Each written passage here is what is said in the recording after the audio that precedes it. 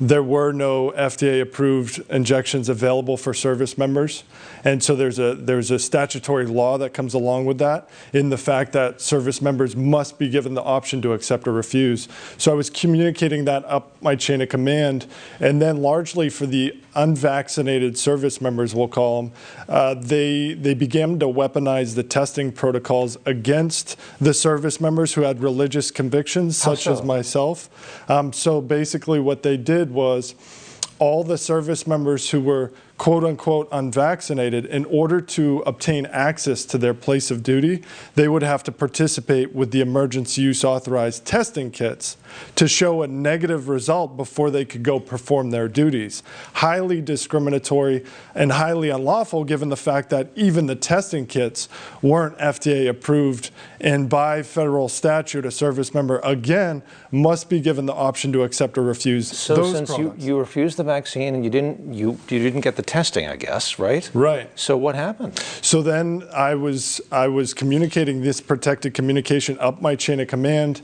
There was a staff judge advocate by the name of Colonel Yevgeny Vindman, who then decided to press charges against me, bring it forth to a court-martial. Yevgeny Vindman? Yevgeny Vindman. Vindman is very familiar for some reason. Yeah, so that's the twin brother of Alexander Vindman, the colonel. Apparently they were both... who drove the impeachment of the former president. That's correct. So after they got removed from the White House, he went to Aberdeen Proving Grounds to be the staff judge advocate for my commanding general.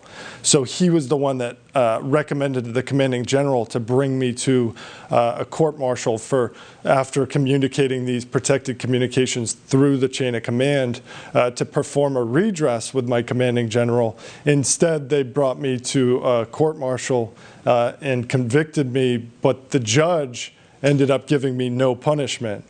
However, the judge even further recommended the commanding general to drop everything, because I am a protected communicator.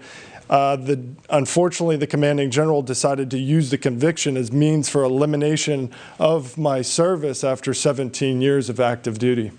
So you said you're a protected communicator. Why is that? So per the Army regulation, anytime you bring up violations of regulation, federal law, and specific dangers and substantial dangers to public health and safety, that's protected communication, and they have a duty to push that further, in which I did. I was bringing up, as a medical officer, I was bringing up the vaccine adverse reaction database from VAERS, the CDC database, that showed the enormous spike with these experimental injections, COVID-19 injections, and the fact that you cannot force a service member to participate with these products, whether it's a emergency use authorized mask, test, or injection, or even in some of these hospitals, the ventilators. We have to remind ourselves the ventilators in the hospitals were also emergency use authorized products. And with that, specifically for the masking, testing, and injections, service members have the option, must be given the option to accept or refuse, because if you force... They must be given the option to accept or refuse. That's exactly... How does that... It seems like that would contravene directly this vaccine mandate, though. It seems like those two rights, those two orders are in direct opposition. They're unlawful. It's an unlawful order to force and coerce service members to participate with these experimental products. That's why this was written into legislation back in 2004, I believe, that a service member must be given the option to accept or refuse these products. And that largely Why was that ignored then, particularly in your case? That's a good question. I mean, we can go back and look at the transcript and look at the judge's lawfulness determination, and he clearly misrepresented that statute.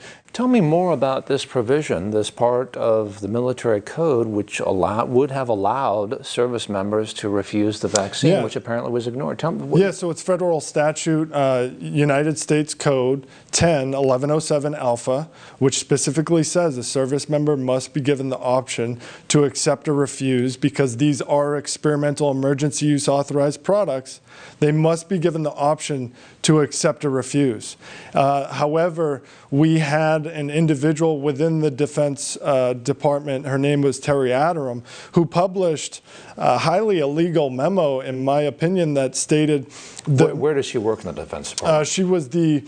was she a lawyer? It sounds like she was She was a medical advisor, so one of the assistant defense medical advisors, and I could have just, her specific, She wrote a memo, the gist of which was?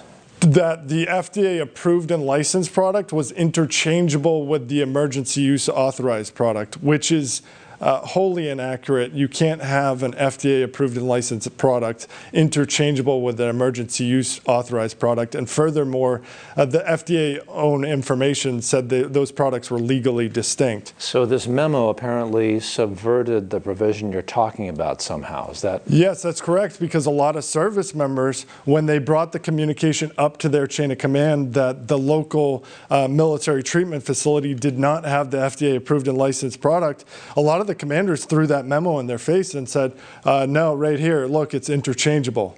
Right, so they had that as kind of a weaponization, regulatory arm, if you will, to coerce service members even more.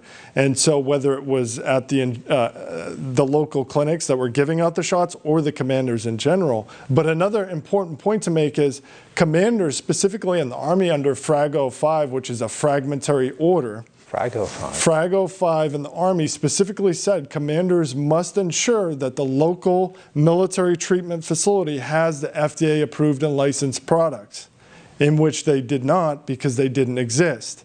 And then we went on to what we know now as individuals like myself and the tens of thousands of others get unlawfully discharged, many of them with general discharge, which is a characterization that has impacts on... Which is what you got apparently, right? Right, I got a general discharge as opposed to an honorable discharge. As opposed to an honorable, which has implications for employment benefits, employment rights. On your DD-214, it said unacceptable conduct. So if an employer asks for your DD-214, and many of them do, they look at that and they see unacceptable conduct, and it's a stigma attached for many of these tens of thousands of service members. A very complex story, certainly a story which has involved you exerting tremendous amount of courage at this point. Sir, thank you very much for sharing your story with us Thanks for having on me. Weekly Briefing. God bless.